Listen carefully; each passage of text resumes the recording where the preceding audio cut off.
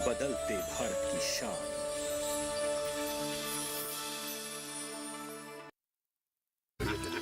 मिठाई तो हमारे जमाने में होती थी। हाँ तो जाइए ना अपने जमाने में।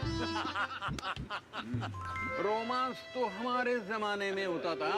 पेमेंट भी उसी जमाने का है। अरे भैया डिजिटल पेमेंट करना सीखे नए जमाने में। इजी सेफ एंड फास्ट है। हमने तो इनको डिजिटल पेमेंट करना सिखा दिया। आपने ये सेल्फी लेते हैं, ये हमारे जमाने का है। आरबीआई कहता है कि डिजिटल पेमेंट अपनाओ, औरों को भी सिखाओ।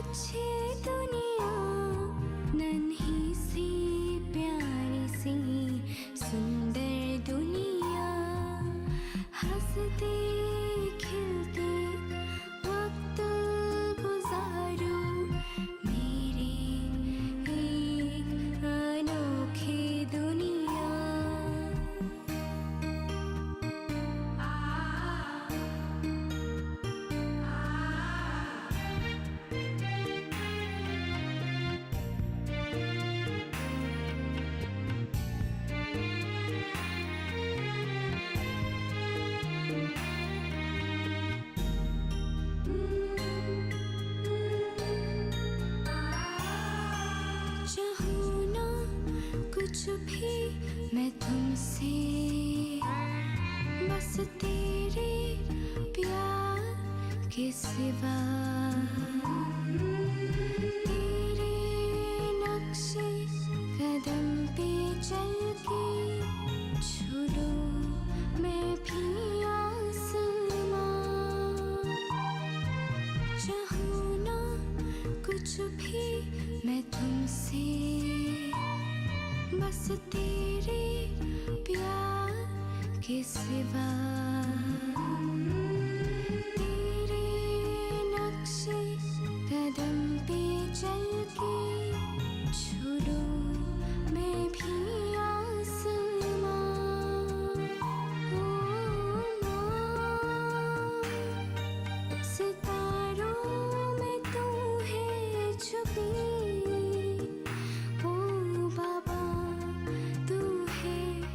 सबकी सुकून की।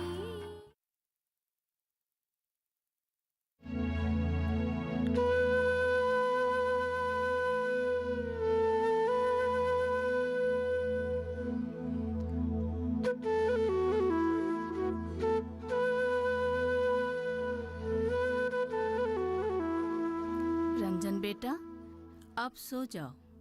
आयता, आपने तो कहा था कि आप मुझे कुछ बताओगे। हाँ, उस लड़के के बारे में। हाँ आयता, बताओ ना।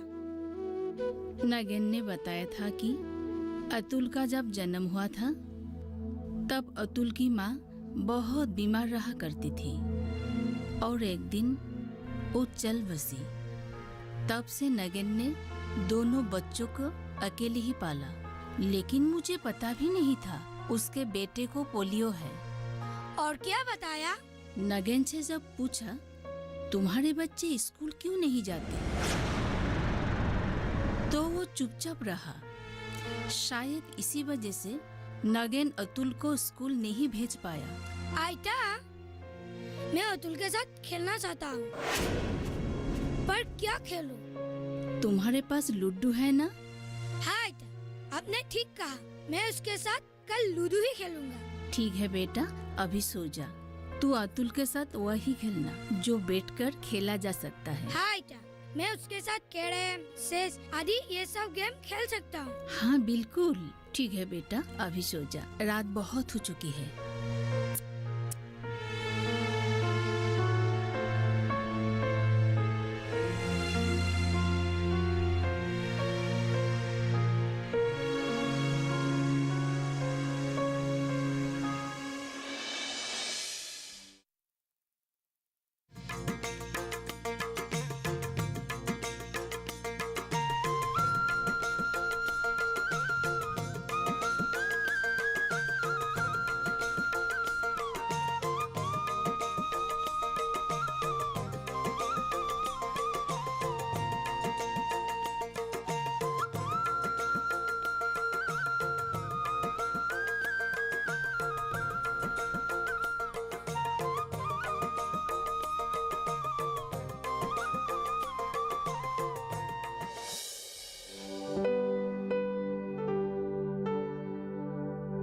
रंजन को अतुल की ये हालत देखकर अच्छा नहीं लग रहा है। हाँ, शायद उसे पहली बार महसूस हुआ कि दुनिया में ऐसे भी बच्चे होते हैं जो पोलियो जैसी बीमारी के शिकार हो जाते हैं। लेकिन अतुल की एक बहन भी तो है ना, मीता। नगेन दोनों को स्कूल तो भेज सकता है। हाँ, नगेन से पूछते हैं। नगेन जी साहब। इधर आओ।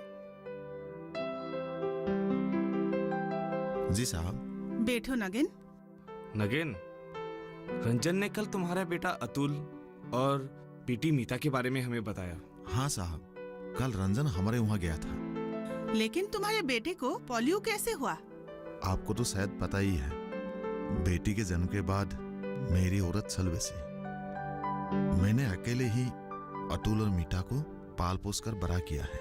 लेकिन इस पोलियो के बारे में मैंने गहराई से नहीं सोचा था, और मेरी उसी लापरवाही की वजह से अतुल को पोलियो हुआ है। लेकिन अब तुम अतुल के बारे में क्या सोच रहे हो? वो तो घर में ही रहता है, घर का सारा काम वही करता है। मैंने उसे टोकरी बनाना सिखाया है, वो दिन भर उसी काम में लगा रहता है। हम लोग गुरुवार की बाजार में वो टोकरियां ले जाकर बेचते हैं। अपाहिज लड़का है, फिर भी कुछ ना कुछ करके तो गुजारा करना ही पड़ेगा। मैं तो जिंदगी भर उसके साथ रह नहीं पाऊंगा। हाँ, अतुल क्या एकदम भी नहीं चल सकता? नहीं साहब, वो चल फिर सकता है, लेकिन उसकी एक टांग टूटी हुई है। इसी वजह से वो दूसरे बच्चों की तरह सीधा होके नहीं चल सकता। देखो नगेन, मैं एक स्कूल टीचर हूँ। जब मुझे रंजन ने बताया कि तुम्हारे दोनों बच्चे स्कूल नहीं जाते हैं, तब मुझे बहुत दुख हुआ। बच्चे तो देश की भविष्य है, उसे हमें किसी तरह पढ़ाना है। बच्चे पढ़ेंगे तो देश आगे बढ़ेगा ना।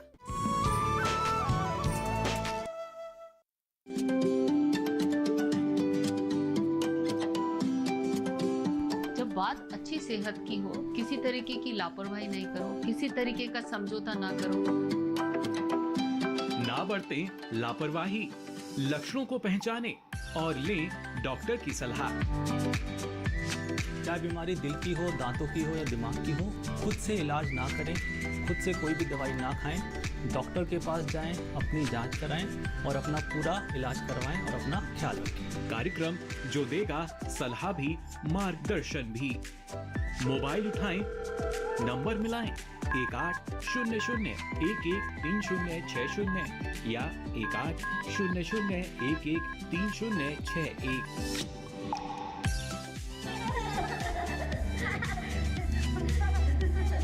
आपके अपने फोन इन कार्यक्रम स्वस्थ किसान में हर शनिवार शाम 6 से 7 बजे सिर्फ डीडी किसान पर।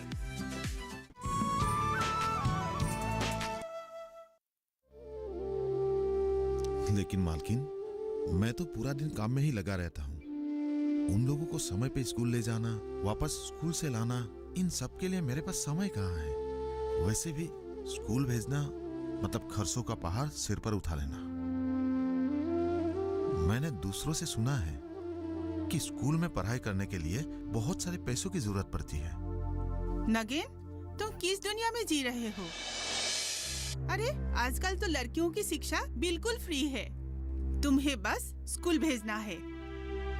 अगर तुम्हारी बेटी पढ़ लिख ले तो क्या पता कल एक बड़ी अफसर भी बन सकती है और साथ ही साथ अतुल की देखभाल भी कर सकती है। और नहीं तो क्या, आजकल तो लड़कियां चांद को भी छू सकती है। तू मीता को स्कूल भेजना, देखना एक दिन उसका भविष्य सुरक्षित और अच्छा बन जाएगा। लेकिन कुछ नहीं। तुम्हें पता भी तो है, आजकल सरकार ने लड़कियों को पढ़ाने के लिए कितनी सारी स्कीम निकाली है। बेटी बचाओ, बेटी पढ़ाओ, सर्व शिक्षा अभियान मिशन, सुकन्या समृद्धि स्कीम। तुम अपना हाथ फैलाओ, सरकार जरूर तुम्हारी सहायता करेगी। और नहीं तो क्या, तुम्हें पता भी है DDDRS स्कीम के अंतर्गत तुम्हारे बच्चे अतुल को भी बहुत सारे पेशेवर प्रशिक्षण मिल सकते हैं। अरे सरकार ने ऐसे बच्चों के लिए ही तो जीवन में आगे बढ़ने के लिए पूर्ण प्रतिष्ठा केंद्र स्थापित किया है और तुम्हें उसके बारे में पता ही नहीं। असल में मैं अपने काम में इतना व्यस्त रहता हूँ कि इन सब के बारे में मुझे पता ही नहीं है। और तो और आज तक किसी ने मुझे इन सब के बारे में कुछ बताया भी नहीं। चलो ठीक है, अब तुम्हें हमने बताया ना, तो हम जैसे कहते हैं तुम वैसे करना, ठीक है? ठीक है।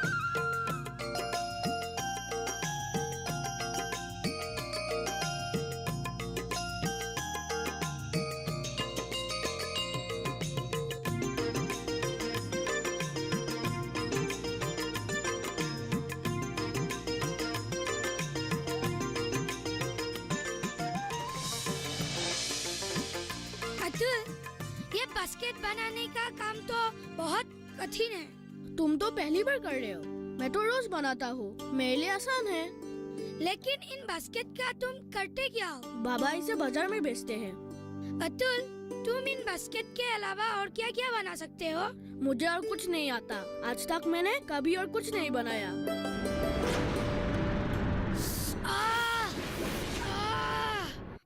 क्या हुआ रंजन, चोट लगी क्या?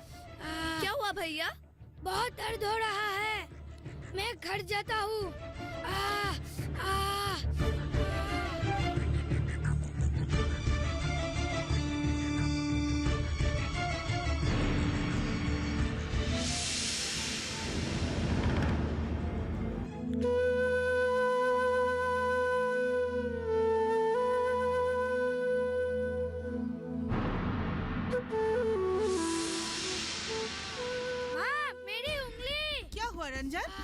क्या हुआ? कैसे हुआ रंजन बेटा, कैसे हुआ? देखो रंजन बेटा, एक मिनट।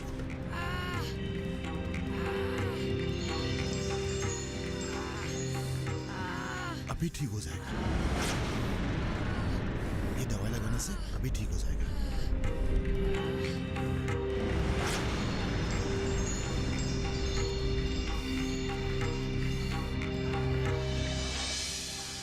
ठीक हो जाएगा, जल्दी ठीक हो जाएगा। कैसे हुआ ये सब? खेलते वक्त थोड़ा सावधान होना चाहिए, ये भी नहीं पता तुम्हें? मुझे कुछ नहीं पता, मैं बस अतुल के साथ बास्केट बना रहा था। बास्केट बना रहा था? ये सब काम करने के लिए किसने कहा था तुम्हें? अतुल और तुम एक जैसे नहीं हो। अतुल ये सब काम कर सकता है क्योंकि उसे आदत है, लेकिन तुम्हें तो नहीं है ना? मालकिन, मुझे माफ कर दीजिए, अतुल की वजह से ही पापा को चोट लगी है। मैं अभी जाके अतुल की खबर लेता हूँ। नगेन, अतुल को कुछ मत बोलना। जब बच्चे साथ साथ एक साथ खेलते हैं, कभी कभी ऐसा हो जाता है, इसमें अतुल का कोई दोष नहीं है। हाँ नगेन, तुम मुझे गलत मत समझना, मैं अतुल की भलाई चाहती हूँ। तुम्हारे बेटे अतुल को इन सब चीजों की आदत है, लेकिन इन्हें तो नहीं है ना, इसलिए शायद लग गई। मैं क्या कहूँ मालकिन, घर में बहुत सारे बांस पड़े हुए हैं। मैं छोटे छोटे टुकड़े करके देता हूँ ताकि अतुल घर में ही बैठ के कुछ ना कुछ करता रहे। वो तो ठीक है, आज जैसे रंजन को लग गई है, कल को अतुल को भी लग सकती है। आज शुक्र है कि तुम यहीं पे थे और तुमने जंगल के औषधि से इसे दवाई लगा दिया है। लेकिन हमेशा तो ऐसा नहीं हो सकता है ना, अगर उसे ज्यादा लग गई तो। माँ आप ठीक बोल रही हो, जब तक तुम्हारी उंगली पूरी तरह से ठीक नहीं हो जाती तुम कहीं नहीं जाओगे, समझ गए ना? लेकिन माँ, लेकिन वेकिन कुछ नहीं। इस उंगली के घाव की वजह से तुम अच्छी तरह से पेंसिल भी नहीं पकड़ सकोगे। स्कूल कैसे जाओगे? मेरी बात नहीं सुनते हो ना, ऐसा ही होगा।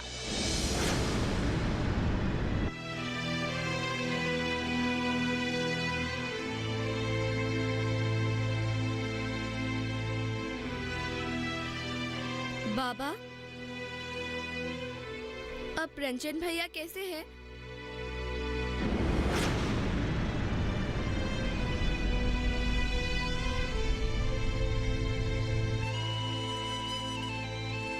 ठीक है, थोड़ी सी चोट आई है लेकिन अमीर लोगों की बात ही कुछ अलग है। थोड़ा सा कुछ भी होने से पूरा घर सिर पर उठा लेते हैं। अतुल को तो ऐसी चोट लगती ही रहती है, वो तो इतना हल्ला नहीं करता है। बाबा, मैं और अतुल अलग है और उसकी चोट भी गहरी थी। हाँ बाबा, मैंने भी देखा था। ठीक है ठीक है, वो लोग अमीर आदमी है और हम लोग गरीब। आज सिर्फ उंगली कटी है, अगर कल तक कुछ बड़ा अच्छा हो जाएगा मेरा तो वहां का काम ही चला जाएगा। काम चला जाएगा तो तुम दोनों को खिलाऊंगा क्या? इसीलिए कहता हूं तुम दोनों पहले की तरह अपने आप खेलो, किसी और को बुलाने की जरूरत नहीं है यहाँ खेलने के लिए। वैसे भी रंजन की माँ को मैंने बोलते हुए सुना है कि आज के बाद रंजन यहाँ खेलने के लिए नहीं आएगा।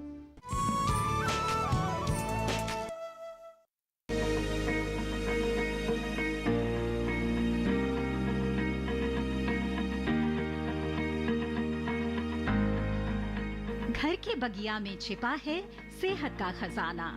टेरेस गार्डनिंग से बनेगा घर ब्यूटीफुल और हेल्दी।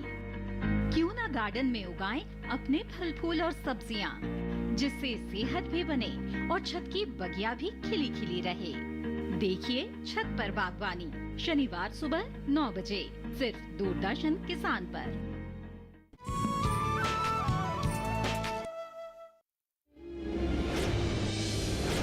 लेकिन क्यों बाबा? बस मैंने कह दिया तो कह दिया, और इस बारे में बात नहीं करेंगे, ठीक है? और अतुल, तू सुबह से यही काम कर रहे हो? वो टुकड़ी ठीक करने के लिए दीदी, वो तो ऐसे ही पड़ी है। हाँ? देखो खेल कूद से पेट नहीं भरता है, हम लोग गरीब आदमी हैं, काम नहीं करेंगे तो खाएंगे क्या? और मीठा ये सब गंदा करके क्यों रखा है?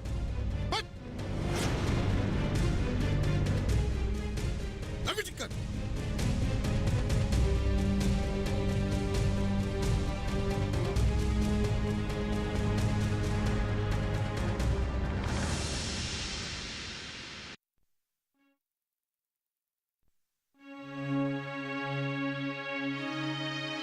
रंजन अभी कहाँ है? वो माँ के साथ सो रहा है।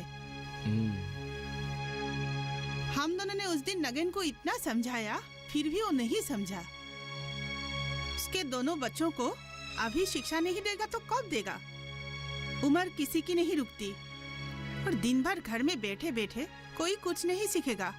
स्कूल में पढ़ेंगे तो कुछ अच्छा सीखेंगे। मुझे लगता है हमें ही कुछ करना पड़ेगा। अतुल को हम घर में बैठे हुए बहुत कुछ सिखा सकते हैं, और कल मैं स्कूल जाऊंगी, आर्ट टीचर से बात करूंगी।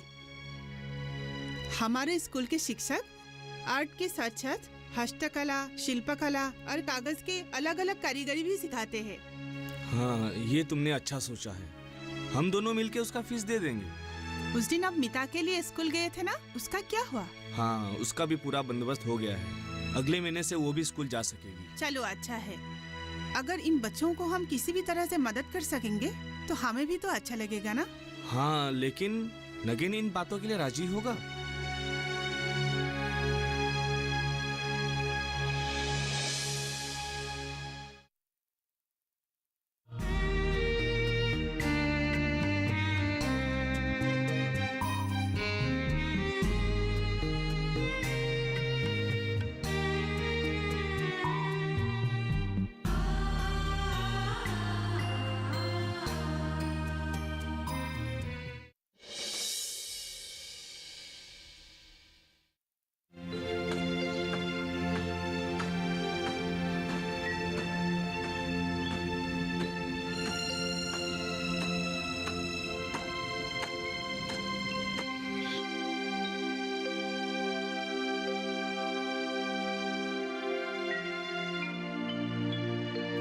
नगेन, जी साहब। इधर आओ तो।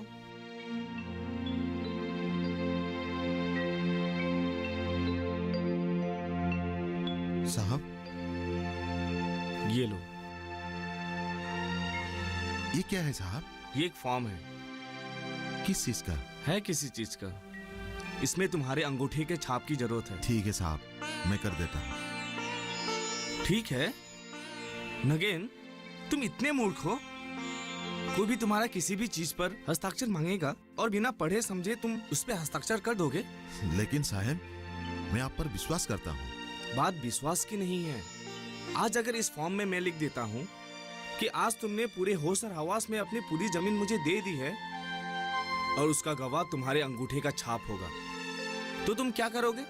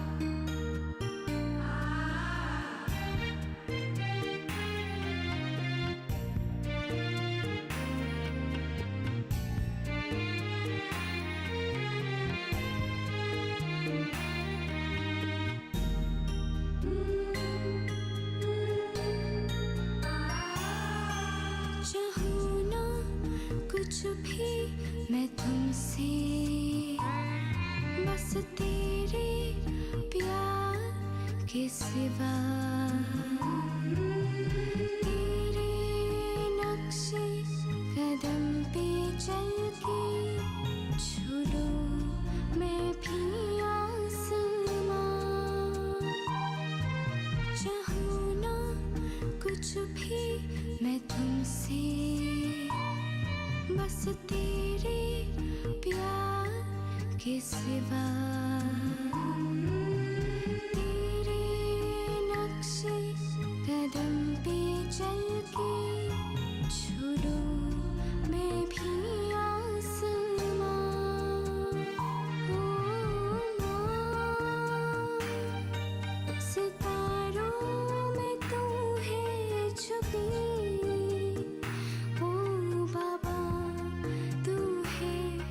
सबकी